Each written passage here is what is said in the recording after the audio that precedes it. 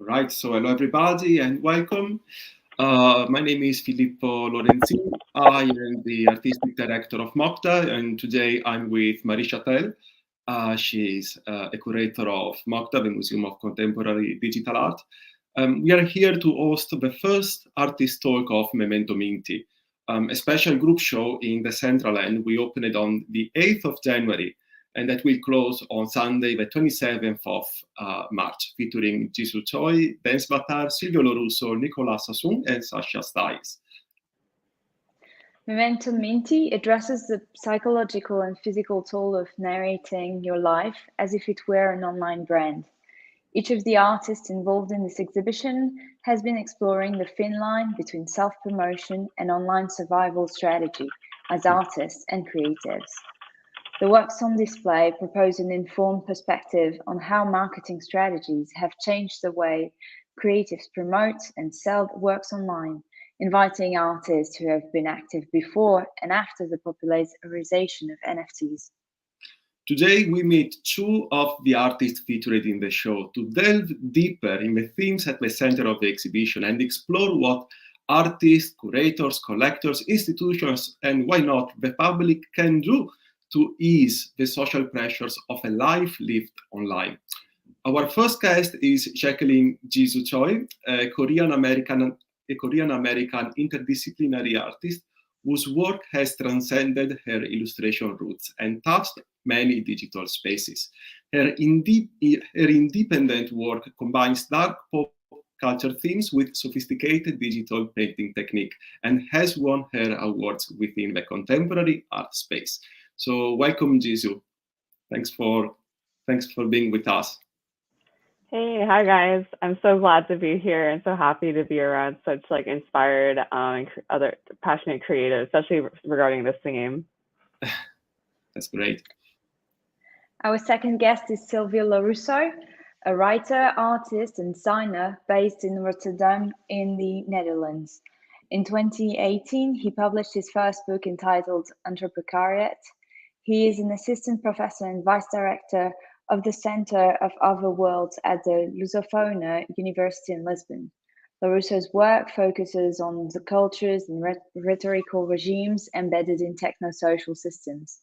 His practice combines various media, such as videos, websites, artist books, installations, and lectures. Thanks for joining us, Silvio. Yeah, thanks so much for having me. It's a pleasure to be here. Looking forward. Okay, this is great. I would like to start with an easy question for both of you. So I hope this won't make you think about how old or young you are. Do you remember a time when you worked without using social media? Let's start with Silvio. Whoa. Well, I mean, yeah, I guess I have to think back before computers. No, I'm joking. Not that far, but yeah, I can remember doing art before social media. And yeah, I mean, I started by drawing. I was very bad at it, so I'm glad that no trace of that somehow exists, even though my space might hold a bit of that past. But there was a phase which I think is particularly interesting because my first experience, let's say, of this relationship between, let's say, art production and let's say a larger audience than your friends happened in between the internet and a medium that is somehow feels right now obsolete, which is TV. So basically there was like this channel in Italy is like a bit of a strange story that would show very experimental animations. It was called Flux or Quob at the time. It was a bit of a strange thing. From time to time, it would publish like a URL. And if you would go to this URL, you will find like some sort of forum community. And you could post your stuff. You would post your shorts, animation, etc. And at the time, I was doing exactly that. I was doing like little shorts, animated movies, let's say. And some of these would be picked up and shown on national TV. So I had already that feedback loop. I was quite almost a teenager, I think, something like that. And of course, you had like already this relationship that you right now is very common, not that you think for like a sort of great other, big other that you don't know exactly what's the logic behind. No, today we will speak about the algorithm. So I was already starting somehow with this pinch of, let's say, little micro fame that would create adrenaline and so on. So that story really also, put me a bit in between, like the will to, to feel that power of, something that reached such a big audience. And at the same time, the fact that you want some sort of autonomy, not to think necessarily through audiences, the possibility of audiences. Yeah. So this is a bit my story with this. Yeah. That's great. Jisu? Yes, so I definitely am fortunate, in my opinion, to have had a time in my childhood that I did grow up without social media. Before, let's say, I think it was like entering middle school or high school, is when smartphones and like Facebook or Instagram were like really becoming a thing, even like YouTube, right? And I just remember growing up and feeling like everything is just accelerating so fast around us. And I've been like, I've always been an artist. Like even when I was super, super young, like in preschool, I'd always be doodling on like napkins and homework assignments. And so that's just kind of how I got into drawing and creating. But as I feel like my journey kind of mirrored like the development of technology. So like as a lot of my doodles were just for myself, when I grew up and had like Instagram or like Facebook, just enveloping my life, that mirrored in my work, because I would draw things that I felt like what other people wanted to see. And I was creating for an audience, and I wasn't just creating for myself anymore. And, this goes in line with how a lot of kids nowadays, when they post on their Instagrams, they post with the conscious of what everyone else would think about them, right? Absolutely. Yeah, absolutely. And what you are highlighting is something that I remember many people were talking about 10 or let's say even 14 years ago, when Facebook started being a big thing, because at a certain point, people realized that, once you open a social media profile, you have to treat your life as a sort of experience that can provide some materials you can post online, isn't it? So at that point, you live your life in a way that make possible to have as many shareable materials as possible. So maybe when you go to holiday, maybe you want to think about, which places you may visit, because maybe there are some that look very good on Instagram, and then you may have others that are not, if it makes any sense. And I believe that if you are a creative, if you are an artist, that means that, of course, this much, much more, because this affects and shapes the way you create. And that's basically what you just said, probably. So thank you both. Very interesting answers. So next question would go to Silvio. In the interview featured in the catalog, you suggest that 2012 was a crucial year for the history of social media. Could you perhaps explain to our viewers why this moment was so significant and how it fueled the work that you display in the show? Yeah, sure. I'm very glad to do so. At this time in history, I felt, it was like some sort of semi-beginning of Facebook, at least in Italy, because it was like it took some time to become the norm also outside of the US, basically. And there were like a few redesigns that really transformed the experience of the platform. because like before this main redesign that created the wall that we are is still in use, there was like a huge difference, a visual difference between like individual profiles of people and profiles of brands and companies. With this redesign, basically there was like a moment in which like the representation of both became more or less the same. Profile picture, the same banner. Even the idea of the banner at the time was a bit of a surprise for people. People starting to represent themselves through a banner felt something strange, no? And nowadays we cannot see it anymore. No, it's become like a matter of fact. It's taken for granted. So this really pushed me to create like the piece that now is in the show, which was to reflect really on this idea of the banner and how you can somehow escape the logic of creation of identity according this self-promotional ethos, let's say. So basically, a funny thing was that the format, a bit of a geeky thing, was that the format of the banner was very specific. It had like not like a zero number, but like 351 the height. So it's a very specific proportion.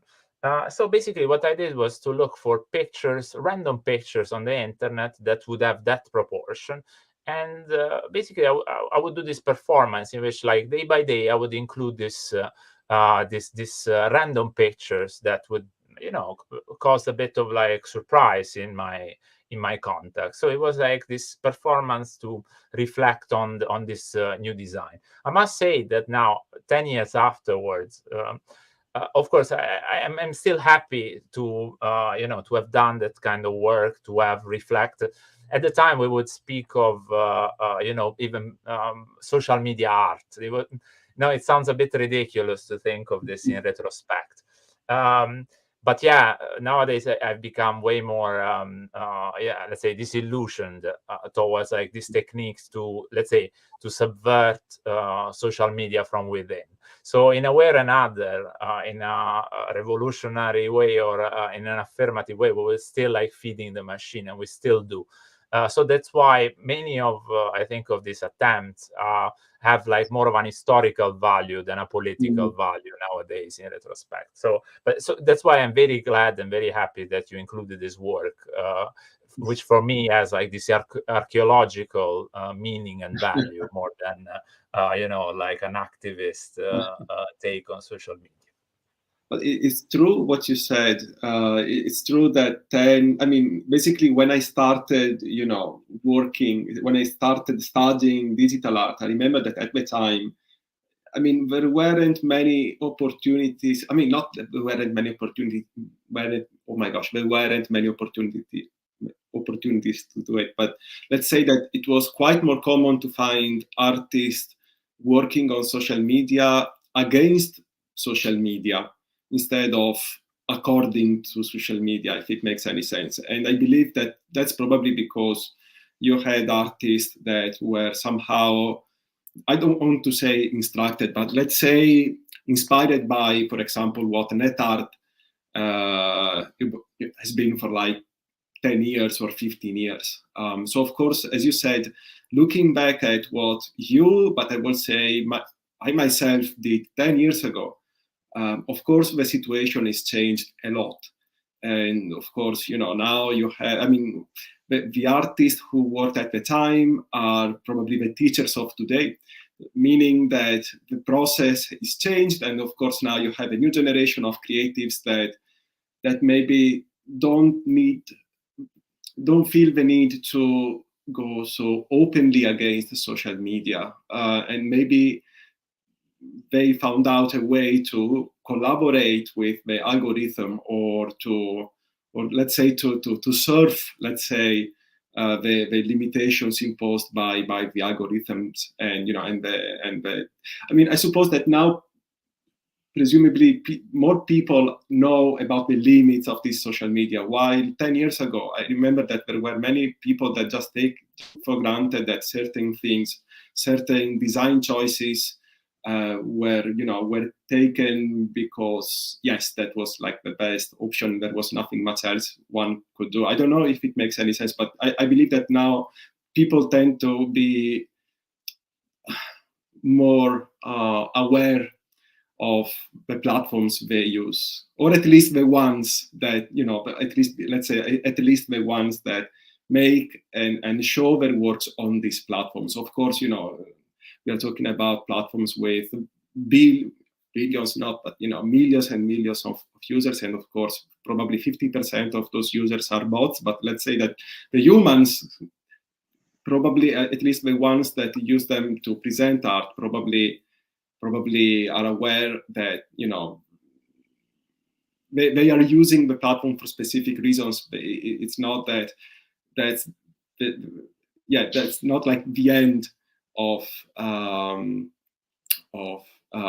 the tools they could use to present their works.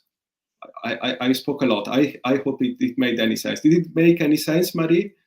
Yeah, no, it did. But actually, I was thinking like a bit like I had a bit of another perspective on this, in the sense that like nowadays, like a large proportion of the people are just so embedded in this system where they live with social media, that is just like part of, like, if you're a teen nowadays, you always had internet, you always had a phone, you always had social media. So it's just, it's part of life. Like, we had TV, which, maybe I don't question TV so much. And I feel like when you're at this very moment when the technology or the platform is introduced with this new way of connecting with people, then, it's like we've seen also many questionings around AI these days. Like, it's just this very moment where the technology is introduced and we're not really in this system, but we're like taking a leap in, and so we can really like question like these kind of interconnections, which I feel is a very interesting kind of moment. Yeah, it's true. Also, very quickly, I'm sorry, it looks like we have so many things to say, but I mean, this is such an interesting theme to talk about. What you just said, Marie, reminds me of McLuhan. At the end of the day, he was the one. I mean, among the many things he said, there was one very important thing about the role of the artist, which is, of course, a bit problematic now. But at a certain point, he said that the role of the artist is to somehow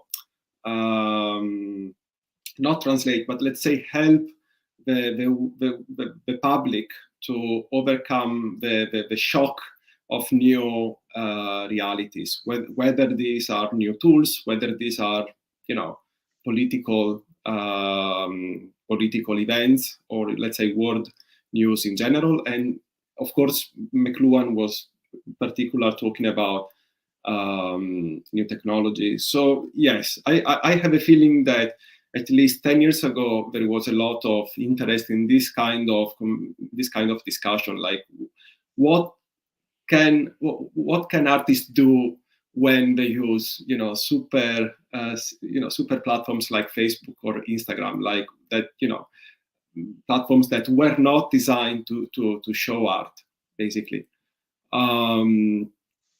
So actually, I have a question for you, Jisu. So in the catalog, you mentioned that you cannot help but wonder what your work would be like had social media not existed.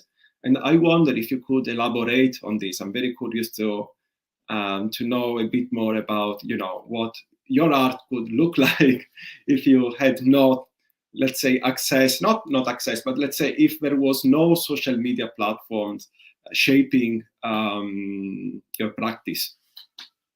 Yes, for sure. I always wonder this all the time, actually. And I think it's because, like, I'm still like a young adult technically too. I'm 23, and I still feel like I'm still kind of finding myself, which goes in line with me wondering what my art would look like, since it's a pretty direct reflection of how I feel inside. So, navigating the social media space, obviously, even just beyond just my art as an individual human being, it's made me question a lot of things about myself, explore myself in ways I probably wouldn't have if social media didn't exist, both negative and positive. And like, it's like one of those things where I think because I grew up with it, having to think about it all the time is almost like subconscious. Like it's just so natural to me. Like it's like the difference between asking like a middle school kid nowadays, like, oh, they're like all on TikTok. Like that's literally the default way of like them thinking and communicating with each other. But again, like I had that experience where I didn't grow up with that at some point in my life. So now I have like these two worlds and almost like these two versions of myself, where sometimes I look back and I wonder like, hey, what if I hadn't seen that this sort of style or this sort of theme went viral, and subconsciously that told myself, hey, this is what people want. This is what makes you popular. If you draw this way, then you will be popular too. And like, that's just, it's personality wise, I do think like as an individual, I try not to always fall into that trend. Like I really kind of hate social media, honestly. And I always have. It's like one of those evil things that you kind of just have to use. And, you know, obviously it has its cons, but also has its pros. Like I wouldn't be able to connect with you guys, for instance, right? If it weren't for the World Wide Web and social media. But I just like can't help but wonder, like, would I don't know, like a lot of my work nowadays is very colorful. It catches your eye. And I definitely think about when people are scrolling, for instance, like, will this catch that viewer's eye? Like for the 0.01 milliseconds that you have to like capture someone's attention, is this going to capture their eye? And admittedly, some styles are better suited towards that than others. That doesn't mean to say that like one is superior to the other. It's just that there's an algorithm or like a trend that works better. And if your goal is to grow on social media, which, you know, I'm an independent artist and that's how I make my living. So it's like, I do have to think about that. Then yes, I will factor that into my work.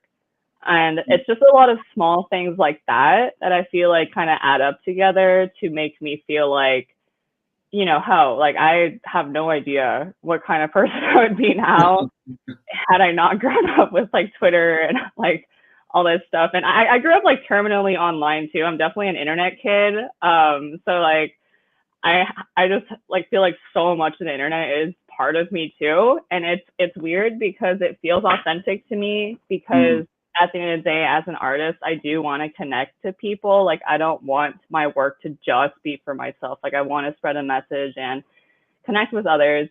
But at the same time, like social media makes it so that your audience is just so global, and you're like you're not in these small communities anymore. Like you're not just in your hometown or your school. You're like literally talking to the entire world. So maybe maybe I've catered my art in a way that I wouldn't have had I just grown up, you know, isolated in my own little space or whatever. But yeah, I mean, I can't say if it's like good or bad, but it is definitely something that I have thought about. Absolutely. No, what you just said is super interesting, because what you said about, for example, that, you know, at a certain point you found out that, you know, by using a certain style, you know, you were able to reach to let's say to a bigger audience, let's say to a bigger number of viewers than, you know, than with other styles. And I think that's super interesting, because it's very true that, let's say that, you know, if you were a photographer working, let's say 50 years ago, let's say you were an art photographer, that meant that, you know, you were, you know, you let's say that you were, how can I say, your photos were next to the works of other photographers, if you know what I'm talking about. Like you were, let's say you were, what's the word? Oh, come on. Gareggiare. Yes, you were racing. Here we go. Thanks, Google. So yeah, let's say that like 50 years ago, if you were an art photographer, probably you had to race only against other, you know, colleagues. While now your works are racing not only against other, the work of other artists, but also with, for example, I don't know, with contents that are not art, which may sound very normal now, but to think about, what the art system, let's call it like this. I hate this term, but let's use it.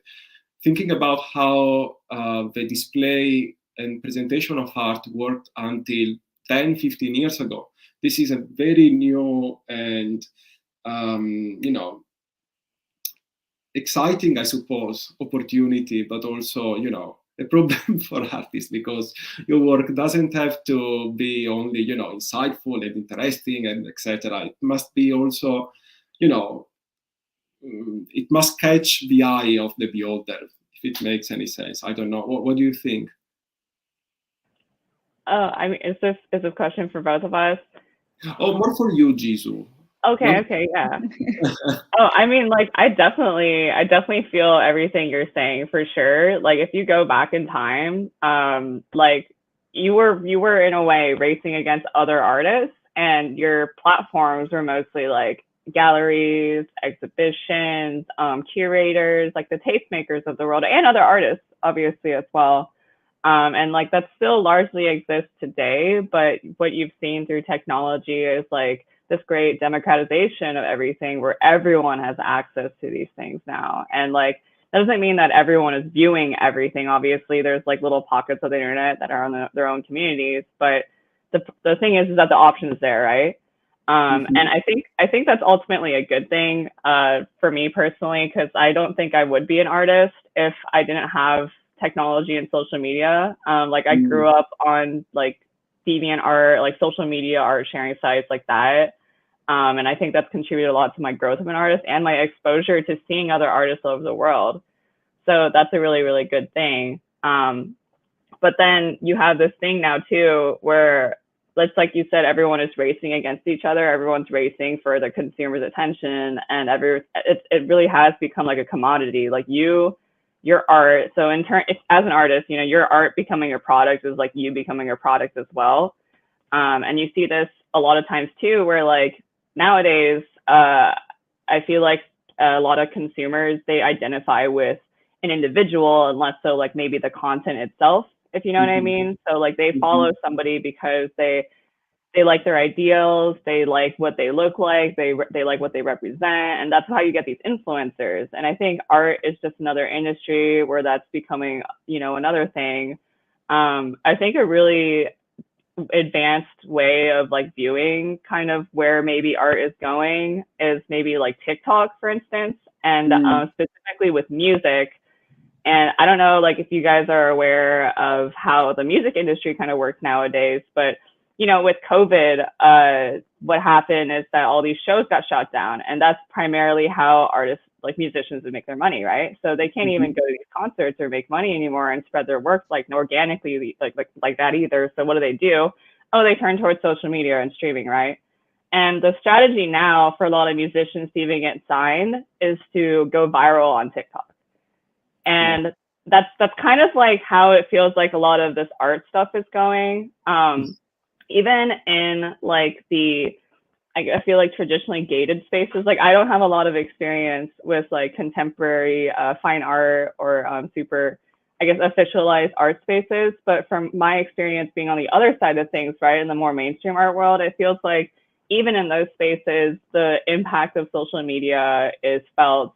And you see that in like modeling and stuff too. For instance, like Kendall Jenner of the Kardashian clan, like a lot of high fashion people kind of have a distaste for her because it's like very clearly nepotism of why she got in, right? But that's traditionally a very gated and like tasteful space, right? So I think like it's just in like really subtle, small ways like that social media is just kind of molding everything. And visual art is not any different. I'm kind of going on like a rant here. I don't know what the point of it is. But, we are listening. Yeah. It's just like, this is my perspective, and this is what I grew up seeing, and it makes me feel like as an artist, seeing how even in these very, very gated just elite spaces that social media is that powerful. It makes me really feel like I have to submit myself to this algorithm. Like I have to climb the ladder this way. It's just too substantial and too meaningful now. What do you think, Silvio? I know you spent a lot of your time researching the thin line between, self-promotion and, I always remember a work you made about this line, something like fake it till you make it. And I think your microphone is off. Yeah, now it's on. So do you want me to also to provide a rant or? I hope not. I mean, or maybe yes. Maybe we need more people following this live. No, I would just like to have your perspective on this. Okay. Well, I mean, yeah, it's hard to summarize, let's say, the full issue. I mean, what I can say maybe is like what I'm starting to feel in the last, let's say, couple of years, and it's a sense that there is a trend, let's say, toward compartmentalization, in the sense that like I feel like me and my peers are looking more and more for let's say specific, more closed, less shouting into the void kind of sense of community. How does this happen? It happens in many ways. For example, many people are abandoning Facebook. So paradoxically, Facebook is becoming a more interesting place now than some years ago, because only a few people that stay there, they recognize each other, there is a sort of daily routine. At the same time, there are also let's say hegemonic places where to have this kind of relationship. For example, I'm a big advocate of Mastodon, which is this federated social network, which looks like Twitter, but you have way more control on it, and you have little instances which are like little islands with your own interest. And for example, the instance where I spend my time is very small. It's like a couple of hundred people, so you can imagine that like 50 are active. And I feel like more safe to express certain things, I think something important to consider is also what you don't say, what you prevent yourself from saying out of again, like the consequences that a certain statement, or like a certain way of expressing a statement. And I'm not speaking about politics. I'm speaking really of like presence. No, you might appear as I don't know, arrogant, humble, weak, whatever. And so people are looking more and more. Some people, at least like the people around me, are looking more and more for this. Let's say more compartmentalized space. You see it also in terms of features. For example, with Instagram implementing the green thing, how is it called? The close friend thing. And again, it's nice to have like a sort of a slightly historical perspective, because this idea was firstly introduced by the now deceased Google Plus, which introduced the circles. So it's also nice to see that certain ideas, that the progress of technology is not like so linear as we would imagine it to be. Some things come and go, some ideas die and then are resuscitated by in different contexts. So what I want to say is that the social media ecosystem, if we also go beyond the expectation we have of it, it's more interesting that the narratives that we ourselves develop with it. For example, you know very well that I'm a big fan of LinkedIn. Perversely, I wrote like a full chapter on the why. Yeah, why that place is interesting, why is this worth studying. And LinkedIn, even if it's like one of the earliest social media and one of the biggest, is not so much theory, not so much attention is dedicated to it. Even though something is changing, because now there is like this people from LinkedIn kind of account that shows a bit the crazy culture that emerges there, and that's also a very funny aspect, because like while there is this compartmentalization with these different cultures, there is also a movement of like sort of vase, communicating vase, in which you take something from a context and you put it in another context. It becomes funny, ironic, tragic, or whatever. So all these dynamics make it really, really interesting. Now, the idea that you don't go just to the single universal platform. And that also speaks about the fact that, at one point, the belief that I had and some people had was that, okay, Facebook, Twitter, etc., like are temporary. Now we are waiting for this exodus towards like the good place. No, like the promised land of non-corporatization, let's say. This never happened, and frankly, like some people were like really radical and were able and had the courage and the strength to actually do the jump and then say, okay, I close my accounts. I never found the courage, also because when I have to make like a sort of cost benefit analysis, I don't feel like losing what I have on Facebook. What is that I have on Facebook? Sure, it's a number of people, a number of followers, friends, whatever, but it's also like a specific context. It is like Italian people, they are way more active there than in a different way than Twitter. At least like the people I'm interested in and I follow. So I really don't have the strength, to abandon that just to cut out the of ties with your hometown friends. No, I know what you mean. I know what you mean. Yeah. It's very important for me. Yeah, I know that. That's very true.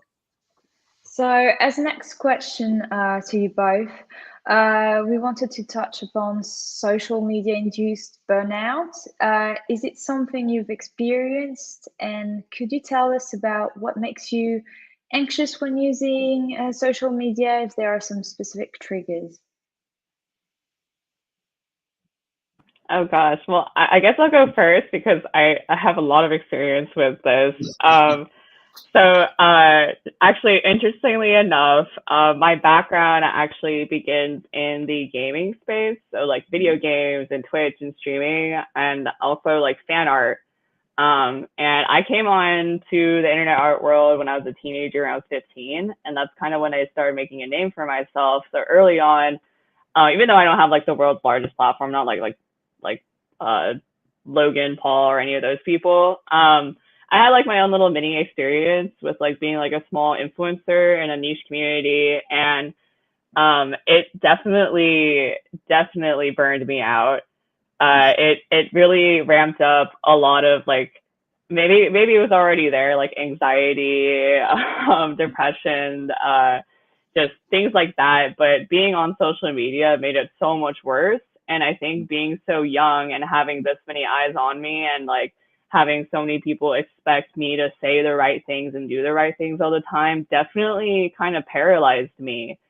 And actually the height of it was when whenever something big like a crisis happens on social media, right? Everyone expects the big voices to like say something. Like you're like, I hate to bring this up now because I know it's such a touchy subject, but like the war with Ukraine, everyone's talking about it, and then last night it was like Palestine, or even just like COVID, everyone's talking about it, right? And influencers all have their own different takes and things and whatnot. But for me, that pressure made me feel so paralyzed, especially because I think it's easy to see that like not everyone agrees online, and not necessarily everyone has the same information either. And so you have a lot of this misinformation going around, and then you clearly have people who just say things because it's sensational, like they just want the impressions and clicks. So those are like bad actors is what I like to call them. they're not acting in good faith. And so, you know, when you have all this and you know that this is all happening, and then you have this giant audience, it's really hard to feel like you can say something authentic while still staying consistent to what people might believe that you stand for, right? So, like, you know, obviously this gets a lot into like politics and why it's so hard to discuss politics too. But it just like that kind of pressure, I think, especially at a young age, and a lot of people are just like me too. Like I'm not a one and done instance. Like there's a lot of young people like me who are facing this new type of phenomenon where it's like this unprecedented level of stress and anxiety. It makes you look at social media in a completely different way, where instead of once you were just connecting with people and finding these little cool tribes, now you have this entire sea of people who are scrutinizing you and don't even know you, but think they know you, and then will treat you like shit if like you aren't the perfect human being. And so, yeah, like, I mean, specifically for me with the gaming space, what kind of happened is like, I use my platform being like a female and a creative, you know, I'm really passionate about a lot of like social rights. And when like the big Me Too movement was hitting the entire world, I used my platform to elevate a lot of voices that otherwise wouldn't have had their time of day, because, you know, gaming is such like a male dominated space, right? But once I did that, I faced like so much backlash, and like it was like, I felt like I was getting all the hate of a giant internet star, minus like, you know, the millions of dollars you're supposed to get from like ad revenue or like sponsorships. But like that experience, I think, is a really good example of how like, you know, social media, I guess fame, quote, quote, can be this like double-edged sword where like, yeah, you're like propped up on this pedestal, but then at the same time, because you're on that pedestal, you fall that much harder when the people putting you up decide that you're not worth putting up anymore. And I think that's it's directly reflected in my work. I mean, even my profile picture, stress, like that, this picture I made during a time when that was still really all affecting me. And I hate to say it, but I think my experience of that and just so many other things has turned me into somebody who I once used to share a lot of my opinions. I used to share a lot of my personality and just like tweet or say whatever I wanted. But now I'm so paralyzed. I'm like, oh, well, I'm so afraid of this thing happening again that I'm just going to shut up, only post my art. I'll express what I want to say through my artwork. And like, maybe if people pay attention enough, they can really see what I'm trying to say. But otherwise, I'm not going to subject myself to that possibility any longer. So yeah, I mean, I think that's a pretty good example. Thank you for sharing that. It's very important, and I think it comes back to also what you mentioned before about like being an influencer, because there's kind of this thin line between like standing out and so being different, but at the same time like fitting within the mainstream. And it's just like you need to fit within the frame but also think out of the box, and it's like you cannot really place yourself in between the two. And to come back to the example of Filippo with the photographers, like in modern times, like you go back to like 20s or 30s, like you do have this kind of press outreach and like some streams of communication, but at the end of the day, once it's published, like your inner circles or the people that surround you don't necessarily look into what you're doing. So the impact and the like the way it comes back at you is so different, and has so much more direct impact and affects your freedom very widely. So yeah, thanks for that. Right. Yeah. I mean, I just want to also contribute one last point, just on this topic too. Like with what you're saying, it's just so paradoxical too, because as an artist, you are trying to create like a new message or just at least express yourself. And I feel like art traditionally has been this thing where you're going against the grain. You're saying the things that everyone is afraid to say. Like it's rebellious, it's punk, it's counterculture, you know? And now we live in a society where it's just as you said, like you want to stand out, but you can't stand out too much. Like you got to be different, but you can't be too different. And it's like you have people that either master that or just fall into those categories and end up being the really popular ones. But it's like, it's just so weird because I feel like art and music and fashion, a lot of things that are creative have traditionally been those like those trendsetters, those things that do color outside the lines. And now we're just having this big reckoning because of social media that like maybe creatives don't feel like they can do that anymore. It reminds me how hashtags work. Like if you, for example, take a picture of a seaside and then you put as a hashtag, I don't know, landscape, for example.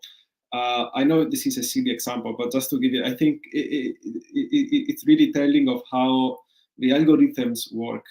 If you post something that is not necessarily what the algorithm thinks, let's say, thinks it is, it allows your content to be seen by people that don't necessarily know your background or what you published in the past, if it makes any sense. Meaning that from my point of view, it's more like a language. It's more a linguistic problem. It's more about how the algorithm, in a certain way, works, rather than a social problem. I mean, I think that the social aspect of all of this is the result of how the algorithms work. What do you think, Silvio? Yeah, for sure. I mean, yeah, we cannot ignore the fact that there is the algorithm at play in organizing the content on and on the other hand on like somehow tracking the way we react to content. That's maybe the real one of the real issue that people are also becoming very aware of, in the sense that, for example, again, to bring the example of Mastodon, like the chronological timeline is such, by that I mean like a non-algorithmic timeline in which like you get what comes after. No, like you posted first, you see, I see your tweet first. You post, no, I have this order. It's such a basic demand, from a user, and I know that on Twitter you can somehow organize it like this, but it doesn't really work. So yeah, I simply think that that this basic demands, this basicness, this lack of smartness in let's say on the side, behind the curtain of what you see in the interface, is really becoming like a need of people that people are becoming very aware of. And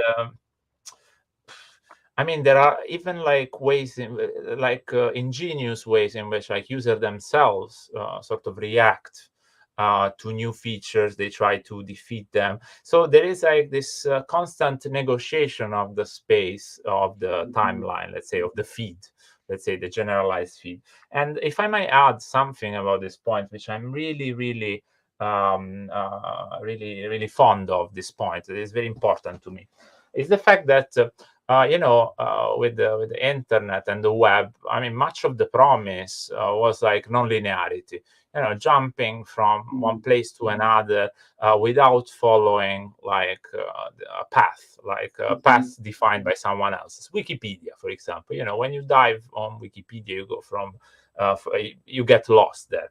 Nowadays, a lot of our experience online is extremely linear. Now, where you go, anyway, you have like this line that you scroll. And I really believe that that's really a sort of expropriation, a theft almost of that kind of know-how that earlier users would develop themselves. Now, you would have to develop techniques to create your rationale of what you would stumble upon. So I don't want to be a nostalgic or like a reactionary, but I think, yes, I would say that at least from that point of view, the linearity aspect and that sort of playlist almost feature of many many platforms is really a bit of a loss. Not and yeah, that's what I think, and I think it's gone for good. It's a bit what Marie was saying about like technology somehow. The medium of technology like really fading into the background and becoming like electricity. You just don't see it, it just works, no? And unfortunately we are in that phase. So I guess a lot can be done in terms of remembering what came before. And art can also be that, it can also be rethinking genealogies, rethinking histories. I mean, the work of Olja Ljallina and Dragan Eshpenshir is really telling in this sense, how by looking at the past somehow you constantly reflect on the present. So that's why I'm more confident towards that kind of art that somehow try to create a narrative of technological evolution or progress, or at least change, in order to bring up different possibilities, futures that weren't there somehow. But yeah, that's a bit the hope somehow. Thank you, Silvio. I have one very last question for both of you. So I wonder, what would you suggest to the ones that are, watching this talk? What would you suggest them to do when they feel that they feel a bit overwhelmed by the use of social media, especially if they are artists or, let's say, creatives? Do you have? I mean, do you? First of all, if you felt this feeling, what did you do? And more importantly, what would you suggest to do to others? I don't know, Jisu, do you have any suggestion? Because I really need one. Okay, yeah, this is definitely something that I had to like teach myself how to do. And it was very difficult because social media was my job, it was my life, it's my identity. And separating myself from that was almost like a deep dive into my like psyche. Like I almost feel like I'm like my own therapist sometimes, and I have to be like, stop scrolling, just log off, it'll be fine, everything will be fine. But definitely, I think one of the easiest ways to relieve yourself if you feel overwhelmed is just log off. And I think like again, when you're a kid, it feels like the end of the world when you're not posting all the time. Like if you're like on Instagram and you don't, let's say you just like you're going on a date with this person, you need to make an Instagram official, but you don't, it feels like the end of the world. But it's really not. And you might miss the latest hashtag, you might miss the latest trend, but that's not the end of the world. There's always going to be another thing for you to participate in. There's always going to be a new sensational headline, a new topic of the hour. And whether this puts you at ease or not, like the world is going to go on regardless of what you say or think. And for me personally, that's been very freeing. It made me feel like a lot of things are not my responsibility anymore. Like it's not my responsibility to transmit some message to a bunch of people just because like, oh, I might have this amount of followers of influence. Like that's not my responsibility. And I think for me, I made the shift mentally from being like, oh, I have social media because it's my job.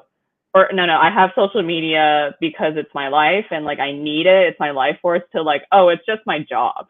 Like it's just this thing I do to like pay the bills. That's when I started feeling a lot less anxious about it and just treated it more like a 9-to-5 where I could literally like segment parts of my day to it and be like, okay, maybe have like a goal, like just post once a week or post once a month or something. You don't have to make tweets. Like if tweets make you feel anxious, just don't tweet. And like, I think it's really simple, small things like that. And then just taking small steps like that and realizing that you can go outside and like smell the flowers and life is good. And like, you can hang out with your actual friends and family and you forget about all of it. You realize like, oh, this thing that seems so big is actually so minuscule and doesn't have any actual effect on your life whatsoever. And yeah, for me, yeah, when I realized that, it was that was the most freeing thing. That's one of the tricky things about social media platforms, isn't it? I mean, you just look at the number of notifications, and sometimes you find like 20 plus notifications, and you feel like, oh my gosh, what did I do? But then, at the end of the day, these platforms are designed to put you at the center of the world, but of course, you are not at the center of the world after all. So it's true what you said. I mean, I don't want to say if you ignore, something for a certain span of time, but I mean, at the end of the day, one of the bad, but also good things about how social media right now work is that, there is such a production of content and materials on a daily basis that I don't want to say that everything gets forgotten or lost, but you know what I'm talking about. Like if you, every day is a new day in a certain way, unless you say something very stupid. But I'm just joking here. Silvio, do you have any suggestion for our public? But I would say more importantly for me, because again. Okay. Well, I mean, I don't have suggestion for people. Like, I mean, I can only say what I do for myself, what are like my personal techniques. First of all, I have no social media on the phone, on the mobile. That's quite radical, I think.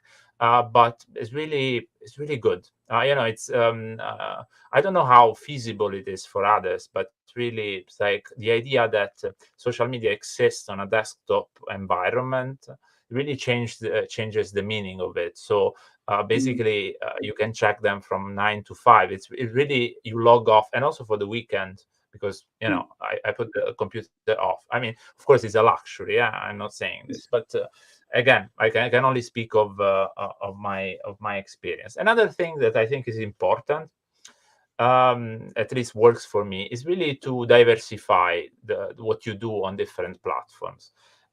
So really, for me, for example, Instagram is purely a place of promotion. I will never make a political statement there. I will never show my concerns, my positions. I would just post like the last articles I wrote, or like a blog post, or like a new piece, or whatever. I would never mix these two things. And on Facebook, I would write in Italian, because I know that I'm there just for like being in contact with Italian people, and that also creates a sense of diversity. Now, of the fact that you are not always in the same room.